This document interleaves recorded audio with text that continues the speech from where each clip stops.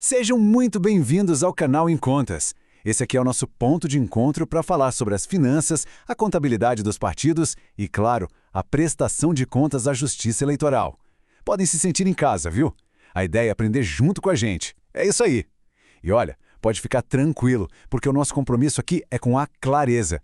A gente vai direto ao ponto sem enrolação e com aquela simplicidade que todo mundo merece, né? Então, vem com a gente nessa jornada de conhecimento. Então, vamos começar com aquela pergunta de US$ 1 milhão, a pergunta que guia toda a nossa conversa de hoje. Para comprovar um gasto de partido, será que só a nota fiscal é o suficiente? Olha, essa pergunta é excelente. E a resposta? Bom, a resposta para ela mudou, e mudou da água para o vinho. Para a gente entender o porquê, a gente vai precisar fazer uma pequena viagem no tempo, voltar para uma era que a gente chama de a era do controle puramente formal. Isso mesmo, vamos dar uma olhadinha nesse passado para entender como é que eram as regras do jogo, sabe? Naquela época o foco era quase que 100% no papel, no documento. E é aqui, gente, que está o pulo do gato. O sistema mudou completamente. A gente saiu de um foco que era só na existência do documento, tipo, tem a nota, e foi para um foco na realidade da despesa. Ou seja, a fiscalização parou de se contentar só com o papel e começou a querer saber, tá, mas esse gasto, ele realmente aconteceu? Para a gente entender bem, pensa assim, era como ir ao supermercado. Para provar que você fez a compra, era só mostrar o cupom fiscal. Ninguém ia te parar na porta e pedir para ver o que tinha dentro da sua sacola, né? O documento por si só já era a prova. Pois é. E essa citação que a gente está vendo, ela ilustra perfeitamente qual era a mentalidade da época. O Tribunal Superior Eleitoral, o famoso TSE, ele entendia o seguinte: se a norma daquele tempo só pedia nota fiscal, não seria justo exigir mais nada. A regra era clara, era focada no documento e ponto final. Só que esse cenário estava com os dias contados. E essa grande virada, ela tem data e ano para acontecer: 2014. Exatamente. Foi em 2014 que uma nova resolução do TSE, a de número 23.432, entrou em campo e, olha, mudou completamente as regras do jogo. Foi um divisor de águas. E essa frase mudou tudo. A análise deixou de ser só sobre ter a nota fiscal e passou a ser sobre a efetiva execução. O que isso quer dizer na prática? Que as perguntas mudaram. Agora era, ok, mas o serviço foi realmente prestado? O produto foi de fato entregue? E mais, isso tem a ver com a atividade do partido? A fiscalização de repente ganhou uma profundidade muito maior. Tá, então, com essa mudança toda, como é que essa nova realidade funciona na prática, no dia a dia? Basicamente, ela funciona com base no que a gente chama de prova substantiva. O que é isso? É a obrigação de provar a transação do mundo real, o que aconteceu de verdade por trás daquele papel. Então não adianta mais só dizer, paguei por uma consultoria.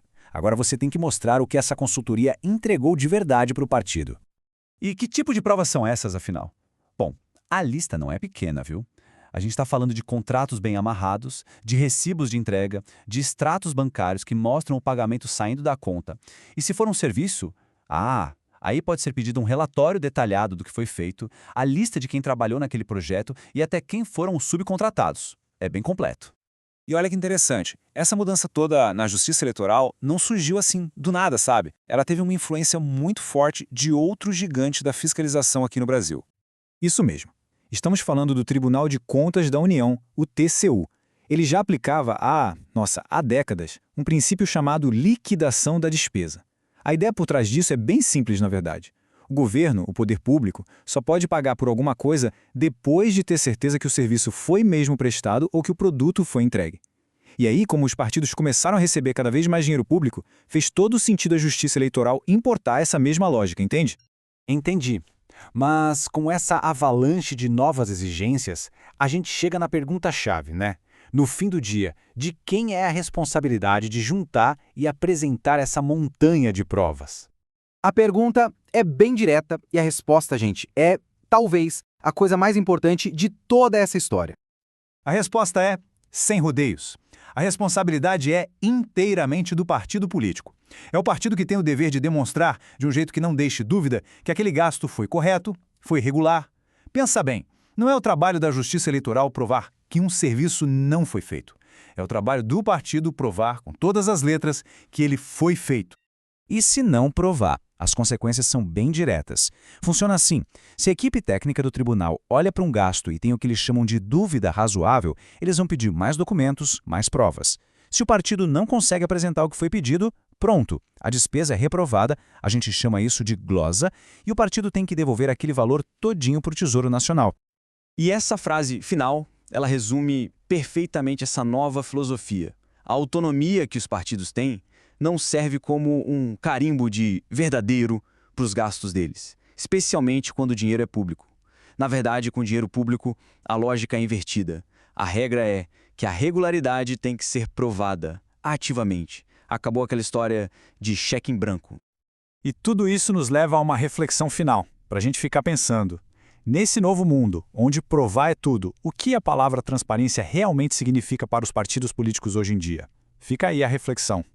E com isso, a gente encerra a nossa conversa de hoje. E aí, gostaram do nosso papo? A gente quer muito saber o que acharam. Deixem o feedback de vocês aí nos comentários, tá bom? Ele é super importante para a gente construir um conteúdo cada vez melhor. E continuem com a gente na próxima semana. Até breve!